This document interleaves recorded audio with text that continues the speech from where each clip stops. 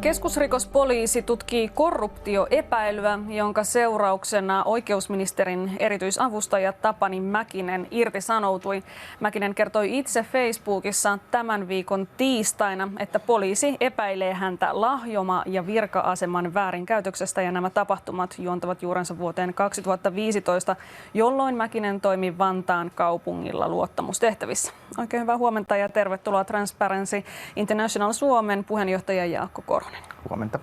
Tässä siis Mäkinen itse on vakuutellut haastatteluissa, että hän ei ole ottanut vastaan lahjuksia ja vakuuttelee syyttömyyttään, mutta mitä me tiedetään siitä, ketkä kunnallispoliitikkoja Suomessa yrittävät lahjoa?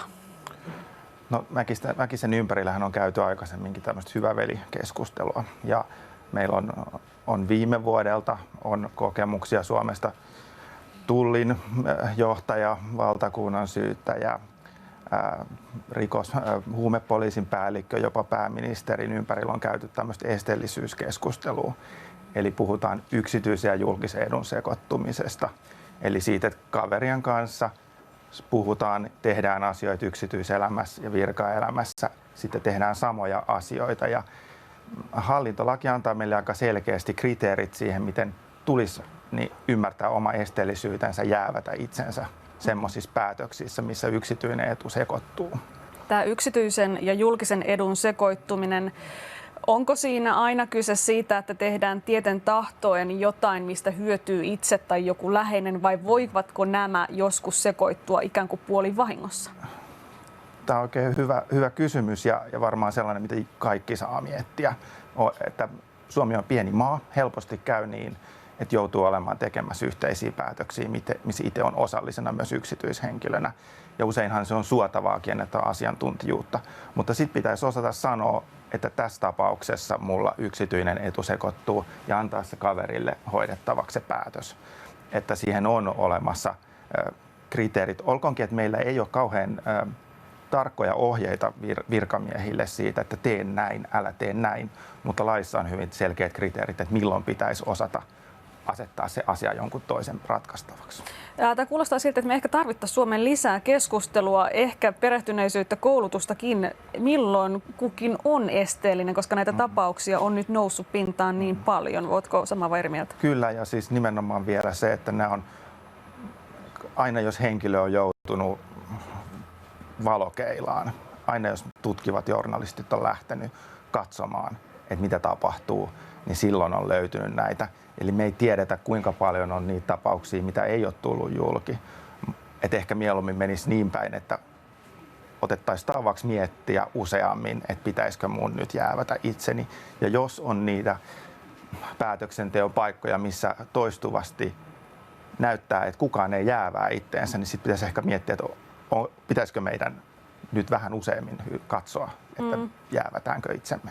Niin nyt tässä kyseisessä tapauksessa, jota keskusrikospoliisi siis tutkii, niin Tapani Mäkinen on irtisanoutunut tehtävistään, mutta itsekin viittasit, että hänen ympärillään on käyty tällaista hyvävelikeskustelua. Ja esimerkiksi iltapäivälehdet, Iltalehtikin kirjoitti mieheen liittyen 2010-luvun alkupuolella otsikolla, että kokoomus pitää huolta omistaan. Ulosottokierteeseen joutunut Tapani Mäkinen pelastettiin 7 000 euron palkalla ministeriöön. Ja tässä jutussa puhutaan myös siitä, että hän oli ulosottoviraston vakioasiakas. Kysymyksenä ehkä se, että pitäisikö virkamiehiltä luottamusasemassa olevilta ihmisiltä odottaa jonkinlaista nuhteettomuutta ja toisaalta, että onko meillä tällaista hyvävelitoimintaa nähtävissä? No, ehkä tässä Mäkisen tapauksessa hänellä on myös niin kuin poliittinen tausta, että silloin se luottamushenkilönä on niin kuin ratkaisevaa. Nyt hän ilmeisesti tässä on ollut nyt erotessaan virkamiehenä, jolloin sen ei välttämättä, että hän ei niinkään niin enää yksityishenkilönä julkisuudessa siinä mielessä. Että tietysti nyt niin kuin se, että mikä kun ei tiedetä, että mitä tutkitaan, niin on sitten niin kuin mahdoton ottaa kantaa, että onko tämä relevanttia vai ei. Mutta lähtökohtaisesti tietysti virkamiehetkin saa olla ihan tavallisia ihmisiä ja heillä saa olla yksityisiä intressejä, ne vaan pitää osata erottaa sivuun. Aivan, ja tällaiset sitten ikään kuin askeleet politiikasta virkamiespuolelle tai sitten elinkeinoelämään, ne on aina vaikeita tietenkin ja pitää ottaa erityisesti huomioon tällaisia jääviyskysymyksiä. Joo, ja ei varmaan niin kuin tässäkään voida sulkea pois sitä, että kysymys olisi jonkinlaisesta pyöröovimekanismista tässäkin tapauksessa, että kun ei tiedetä tietenkään. Mutta että avaa vielä, mitä tarkoitat sillä pyöröovi. Pyöröovi-ilmiö on tullut esimerkiksi sote-keskusteluissa viime aikana hyvin tutuksi, että poliitikot siirtyy mahdollisesti sisäpiiritiedon kanssa yksityiseen toimeen tai sitten yksityisestä toimesta siirrytään politiikkaan valmistelemaan jotain itseä koskevaa asiaa politiikassa. Ja silloin kysymys on siis vastuuaseman väärinkäytöstä, että yksityinen ja julkinen etu taas sekoittuu sillä tavalla.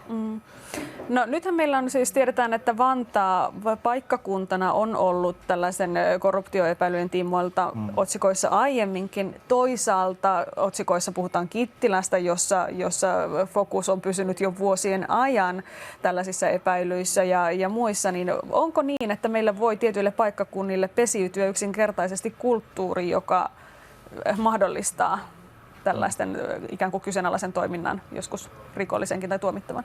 Suomessahan sanotaan, että meillä ei ole korruptiota ja näin onkin, että katukorruptiota ei ole. Opettajat ei pyydä lahjuksia tai liikennepoliisit Suomessa ja kansalaiset yleensä on aika lainkuuliaisia. Mutta viimevuotisen Eurobarometrin mukaan, EU-laajuisen tutkimuksen mukaan, niin Suomessa tämmöinen virkamiehen kanssa tai viranomaisen kanssa vastapalvelusten vaihtaminen on Suomessa ihan yhtä yleistä kuin Euroopassa missä tahansa. Että suunnilleen 1/30 kokee Suomessa, että on asiallista tehdä vastapalveluksia virkamiehen kanssa. Mitä tarkoitetaan sillä? No se voi olla esimerkiksi maankäyttöön liittyvää tai vaikka urheilurahoitusta, niin kuin Vantaalla oli.